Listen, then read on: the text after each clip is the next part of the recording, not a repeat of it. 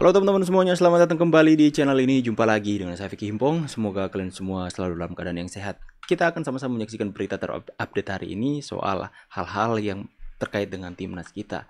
Sama-sama kita harus berbangga dan memberikan support sekuat-kuatnya agar supaya mereka mempunyai semangat dan mental yang kuat dalam menghadapi kualifikasi Piala Dunia nanti. Dan kita sama-sama tentunya berharap semua hal yang terbaik yang akan kita dapatkan nanti. Tetap doakan, dukung, dan berikan support terbaik kalian semua untuk timnas Indonesia.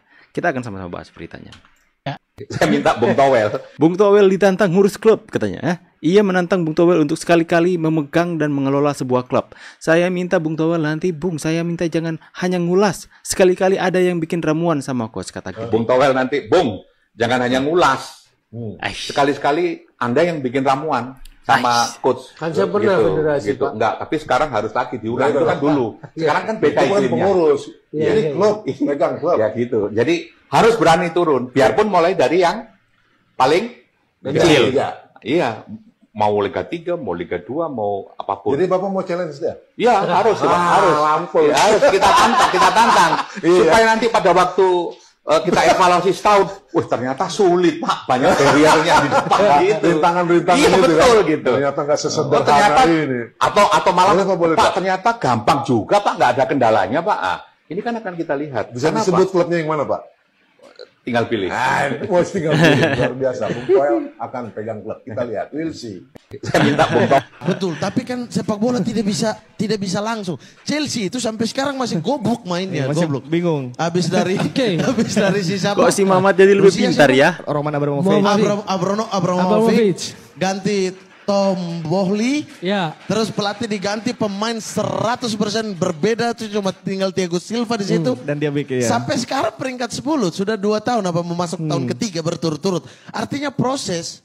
Apakah Pochettino langsung dipecat? Tidak, karena kelihatan nih, mulai kelihatan. Ada prosesnya. Tapi udah terlambat secara poin, tapi mulai kelihatan dong gitu. Nah STI masa enggak sih? Itu kan klub, ini kan timnas. Ya ini dasar sepak bola, Bung Tuh.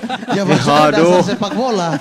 Ya ini kan timnas, dia juga baru ambil pemain Hafnar baru ketika lawan uji coba Libya. Jadi kayak si Mamat lebih pintar ya. Tom Haye baru hari ini. Fondasinya Urat Mangun ya. tapi terlihat gitu, arahnya kemana terlihat. Yang pertama kan hasil yang diukur. Itu hasil lolos. Hasil lolos. 16 besar. Tadi kita bilang hasil, Bung Towel bilang lihat permainannya jelek lawan Irak. Jelek. Begitu. Ajar, Jadi Mat. hasil apa permainan? Betul, tapi kan sepak bola tidak. Anda ini kayak orang gebrak. Aduh, ini politik ya, jangan dicampur baur Nggak dulu. bisa Nanti bedakan kayak pemimpinan Israel kok nanti bilang sama begitu. Pak Ganjar ya. Nggak jelas, pedas, syamsir, alam sentil, Bung Towel, jangan sok melawan arus. Baik, Samsir Alam. 3 kata untuk Bung Towel. 1. Apaan sih? Oh, oke. Apaan tuh? 2. Nggak jelas. 3. Nggak usah soal lawan arus. Oh. Nggak usah. Sampai sekarang belum ngerti apa alasannya selalu mengkritik Sintayong. Padahal Sintayong semenjak datang ke Indonesia banyak banget prestasinya. Jadi ya maksudnya yang realistis aja lah, bro. Apaan sih Anda, Bung Towel? Nggak jelas, sok melawan arus. Negoro mengajak seluruh rakyat untuk membawa Aduh, Partai Negoro. Aduh, seram. Aduh, tuh, jangan Jangan dicampur sampai politik. nanti kita sebagai stakeholder sepak bola ribut di kandang sendiri. Padahal cita-citanya tim nasional pengen bagus, liganya pengen bagus.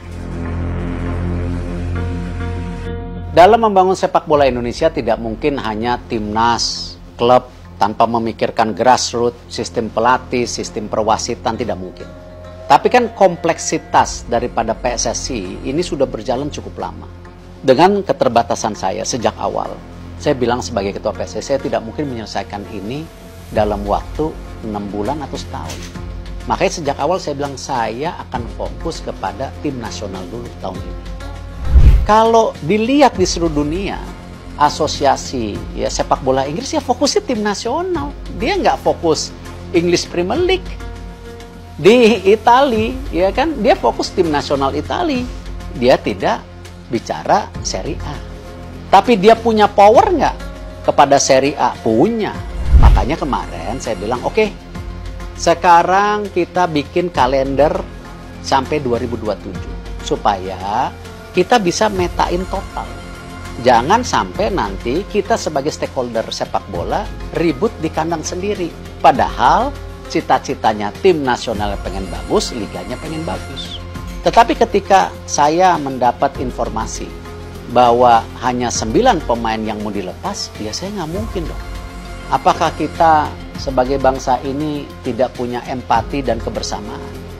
Nah, disitulah saya melakukan ya bahwa kita ini otoritas tertinggi sepak bola. Saya bilang stop. Dan terbukti hari ini kumpul semua pemainnya. Kritik bagi kepala timnas biasa aja. Iya, artinya Kenapa Sinteyong seperti ini? nah, saya juga tanya kenapa sekarang Bung Toel protes pemain gak dipanggil? Bukannya itu hal yang lumrah? Itu siapapun dia nggak panggil terserah dia. Justru kebalik nih pertanyaan kita. Ya normal tuh saya mempertanyakan juga kan. Kritik bagi kepala timnas biasa aja. Ketawa siapa ini, Pak? Kenapa Sinteyong seperti ini? Saya akan berbicara tentang Jairo Radewald, pemain berusia 27 tahun yang bermain untuk Crystal Palace di Liga Premier Inggris ini, mengharapkan secepatnya dia berada di Indonesia. Artinya dia ingin untuk memproses semua urusan dia, dokumen-dokumen dia, administrasi, agar dia bisa dinaturalisasi dan menjadi bagian bagi tim nasional Merah Putih. Dan Jairo konon kabarnya, ya, jika Liga Premier Inggris ini sudah selesai pada 19 Mei ini, dia ingin datang pada akhir Mei. Ya, itu yang dia inginkan. Kemudian dia bisa bertemu dengan Pak Ketua Umum, Pak Erick Thohir. Jika ini bisa terrealisasi tentunya akan jauh lebih bagus. Karena dia sudah menolak untuk memperkuat tim Suriname. Dia lebih memilih untuk bermain buat tim Indonesia. Artinya, bagi Jairo Radewald ini, dia akan bersama dengan tim Indonesia ketika kita lolos ke putaran ketiga di kualifikasi atau pra Piala Dunia. Kita sekarang berada di grup F, itu zona Asia. Kita masih akan memainkan 2 laga lagi pada bulan Juni nanti. Tanggal 6 menghadapi Irak dan tanggal 11 menghadapi Filipina. Dan kita punya kans besar untuk bisa lolos. Nah, ketika kita akan bermain melawan Irak, Jairo tentunya ingin menyaksikan. Kalau dia datang misalnya pada akhir Mei ini, kita bermain kan pertanggal 6. Nah, dia akan mungkin ikut menyaksikan duel Indonesia melawan Irak. Ini gelandang bertahan yang oke. Sejauh ini dia bermain sudah 8 kali bersama dengan Crystal Palace. Dari secara total itu 11 pertandingan. Ya, tapi 8 diantaranya itu di Liga Primer. Nah, konon kabarnya juga Jairo Radewald ini sudah mengakhiri kontrak dengan Crystal Palace. Ya, ketika akan berakhir pada musim ini 2023-2024, dia akan hengkang. Ya, ada beberapa klub yang sudah mengkonfirmasi ingin mendapatkan tenaga dari Jairo Radewald ini. Salah satu yang paling depan untuk bisa mengontrak Jairo adalah Brighton, ya, Brighton and Hove Albion. Nah, itu sinyalir dia akan mendapat disodorkan kontrak 2 tahun, ya, dengan 1 tahun opsi itu untuk diperpanjang, ya. Jadi selain Brighton and Hove Albion, juga satu klub lainnya yang mengincar Jairo Radewald adalah Sheffield United. Nah, inilah dia akan berlabuh di antar, tapi yang paling pas dia akan ke Brighton and Hove Albion, dan berarti dia akan tetap bersama di kancah Liga Premier Inggrisnya, liga paling atas, liga terbaik di dunia yang disebut-sebut. Dan kita beruntung kalau kita punya Jairo Radewald ini. Dan ketika dia memilih untuk Indonesia itu sudah bulat, ya, tekad bagi Jairo bahwa dia ingin memberikan yang terbaik buat Indonesia. Karena sekarang yang akan dituntaskan lebih dulu adalah Calvin Verdong, Jens Schraven. Ya, karena sebelumnya juga kita sudah bisa melihat, ya, Martin Paes, ya, Martin Paes itu sudah diambil sumpah, tinggal alih federasi tentunya yang sedang ditunggu. Dan antrinya adalah Calvin Verdong. Mungkin diselesaikan pada akhir Mei, ya, atau sebelum akhir Mei itu dia sudah bisa, karena ada ahli federasi di sana, akan digenjot, dikebut habis oleh PSSI, sehingga Calvin Verdong ini atau Jens Raven bisa bermain pada tanggal 6 dan tanggal 11 menghadapi Irak dan Filipina. Dan senang mendengar kabar kalau Jairo ini bisa datang, ya, sesuai dengan keinginan dia pada akhir Mei. Luar biasa, kita ketambahan satu pemain yang top, berarti ada pasangan yang kuat nantinya. Ketika kita mampu mengalahkan Irak atau Filipina, kita akan lolos, ya, atau kita draw lawan Irak dan draw lawan Filipina, kita pasti lolos dengan 9 poin. Ya, di putaran ketiga kita akan semakin kuat. Ya, karena putaran ketiga kita perlu pemain-pemain yang top di semua lini. Nah, berarti di tengah itu sudah ada Jairo, ya. Kita akan memulai putaran ketiga itu jika lolos nanti pada bulan September.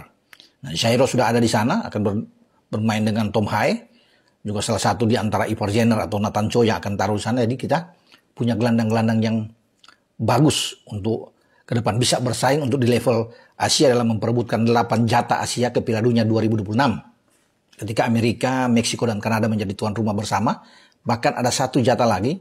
Jadi Asia itu plus 8 plus 5 ya, 8,5. Artinya setengah ini kita berharap 1 tim lagi untuk playoff dengan wakil dari Amerika Selatan.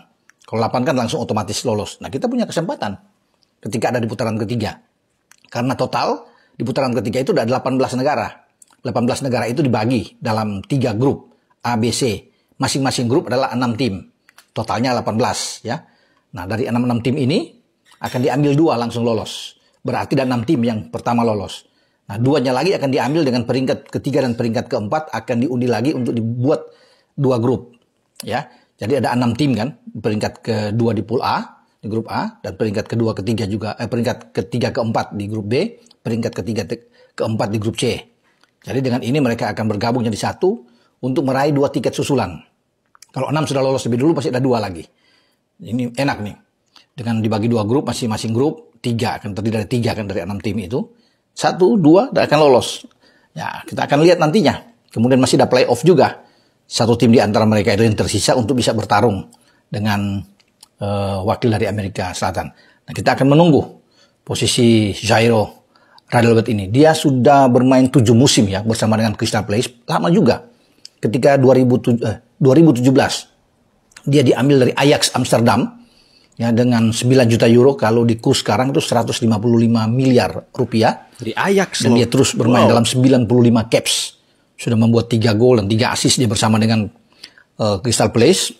Namun seperti yang saya bilang di awal, dia segera akan mengakhiri masa 7 tahun lamanya bersama dengan The Eagles, julukan bagi Crystal Palace, dan dia akan pindah ke klub Liga Premier lainnya seperti Brighton and Hove Albion. Jadi bisa dibayangkan kita punya Jairo Radelbert, kemudian juga kita di Italia punya Jay Ises. Bila Jay Ises mampu dalam playoff untuk bisa lolos ke Serie A nantinya, wah, pemain-pemain yang bagus. Elkan Bagot juga kan akan ikut bersama dengan Ipswich, tapi kita tidak tahu apakah dia menjadi bagian penting atau dia akan dilepas kembali. Yang pasti itulah kabar terakhir bagi teman-teman semua tentang keinginan Jairo yang ingin cepat-cepat. Oke teman-teman ya, jadi saya pikir itu adalah informasi berita yang menarik. Semoga terus maju timnas Indonesiaku, siapapun yang berada dalamnya, dengan motivasi membawa harum nama Indonesia.